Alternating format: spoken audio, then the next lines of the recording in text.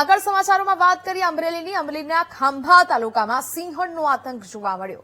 અમરેલીમાં એક મહિનામાં સિંહના હુમલાની આ ત્રીજી ઘટના સામે આવી। ખાંભાના સતુરી ગામે બાળકને સિંહણે ફાડી ખાધો। દાદાની નજર સામે 5 વર્ષના બાળકને સિંહે ફાડી ખાધો।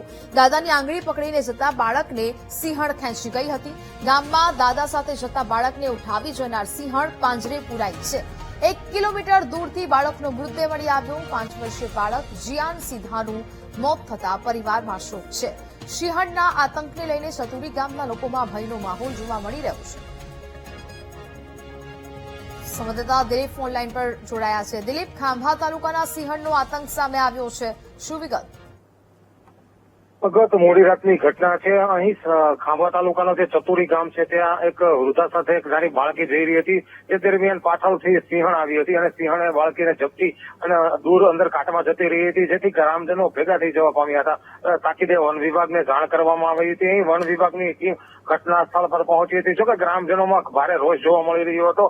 લગભગ વન વિભાગના સર્ચિંગ બાદ 1 કિલોમીટર દૂરથી જે બાળકીની લાશ છે એ મળી આવી હતી। અહીં આસપાસ સિંહોના લોકેશન પણ મળી આવ્યા હતા। ત્યારે વન વિભાગે હાલ સમગ્ર વિસ્તારને કોર્ડન કરી સિંહને પકડવાની તજવીજ હાથ ધરી છે। ત્યારે વન વિભાગની ટીમ દ્વારા આજે અહીં રેસ્ક્યુ જે છે સિંહોનું કરવામાં આવ્યું હતું। ત્યારે લોકોમાં ભારે રોષ જોવા મળી રહ્યો છે। ખાસ કરી આ 15 દિવસની અંદર જ લગભગ 4 જેટલા બનાવો છે એ અલગ અલગ સિંહો દ્વારા માનવ મૃત્યુના બનવા પામ્યા છે।